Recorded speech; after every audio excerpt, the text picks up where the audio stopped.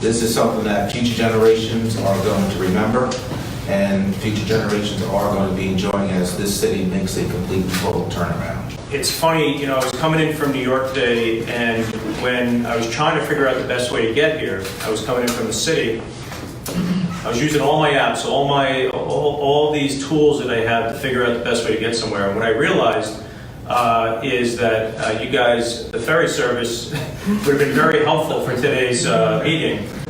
The funds will go toward platform and dock improvements that will enable the ferry service into Manhattan. And I should share that I ride the ferry into Manhattan every single day. It's an incredible way to start a day. It's an incredible way to end a day. And it is going to be a game changer for the passengers that use it.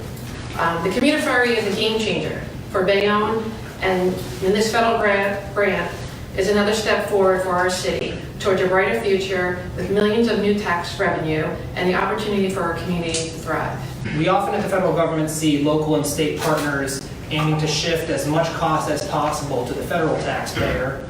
But Bayonne stood up and took real leadership during this process and presented a very responsible application. So we're very happy that Bayonne stood up and stood out during this process.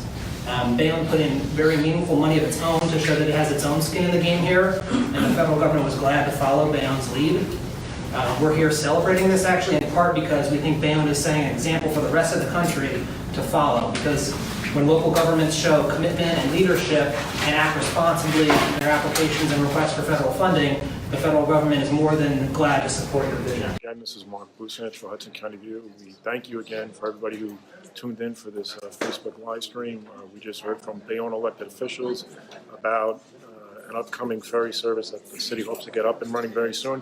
And we also had an opportunity to speak with a representative from the Department of Transportation to ask them about their to get their reaction to the lack of an infrastructure bill that was reported yesterday, and what does that mean for the Gateway Tunnel between New York and New Jersey. So again, we want to thank everyone who tuned in, and we'll see you very soon.